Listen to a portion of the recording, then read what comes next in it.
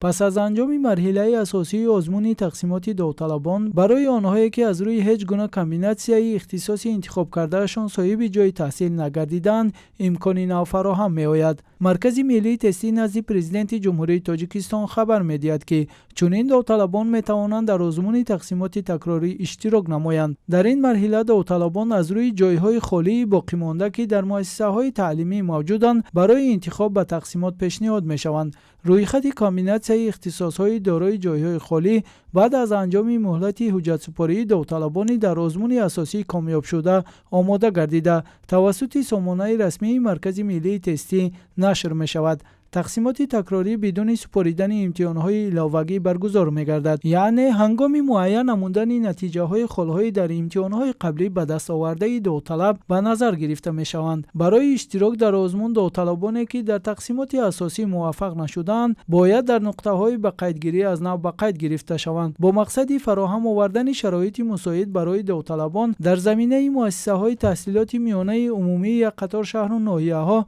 نقطه‌های از نو به قیدگیری تشکیل کرده می شوند. ضمن از نو به قیدگیری داوطلبان می توانند از میان اختصاص‌هایی که جای‌های خالی دارند تا 12 کامبیناسیون اختصاص را انتخاب نمایند. همزمان به داوطلبانی که طبق نتیجه‌های آزمون تقسیمات اساسی به مؤسسه‌های تحصیلات میانه یا عالی کسبی راه خط گرفتند خاطررسان کرده می شود که آنها باید تا 5 اوگوست به مؤسسه تعلیمی داخلدار حاضر شده با پیشنهاد حجت‌های ضروری به کمیسیون قبول مراجعه نمایند. در صورتی با سبب‌های عذرناک حاضر شده نتوانستند در مهلت مقرر گردیده، داوطلب باید پیشکی تا 5 اوگوست مؤسسه تعلیمی را توسط نماینده خود آگاه نموده مسئله پیشنهاد حجت‌ها را حل نماید. قبول سری وقتی قرار و رعایت مهلت‌های معین شده امکان می‌دهد که داوطلبان از امکانات‌های موجوده ثمرناک استفاده برده راه خود را به سوی تحصیلات کسبی ادامه دهند.